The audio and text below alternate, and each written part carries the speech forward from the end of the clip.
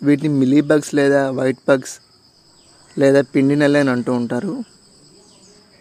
ఇవి మన గార్డెన్లో ఎక్కువగా వంగ మరియు బెండ మొక్కలు ఎక్కువ కనిపిస్తూ ఉంటాయి. ఇది కాండం మీద మరియు ఆకుల కింద ఉండి రసాన్ని పీల్చేస్తూ ఉంటాయి. దీన్ని తక్కువ సంఖ్యలో ఉన్నప్పుడే మనం నిర్మూలించుకుంటే ఇవి ఎక్కువ మొక్కలు నాశనం చేయకుండా ఉంటాయి. దీనికోసం గంజి ద్రావణం తయారు చేశాను. మనం ఇంట్లో వాడే గంజిని ఒక 2 రోజులు పులియబెట్టుకొని దాన్ని వాటర్ కలుపుకొని మనం స్ప్రే చేసుకుంటే ఇది బాగా పనిచేస్తుంది.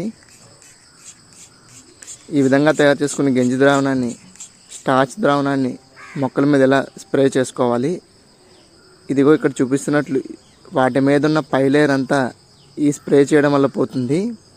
అదేవిధంగా దీనిలో ఉన్న యాసిడ్ నేచర్ వల్ల ఈ పురుగులు కూడా చనిపోతాయి. వేరొక వీడియోలో గంజి ద్రావణాన్ని ఏ విధంగా తయారు చేస్తానో చూపిస్తాను.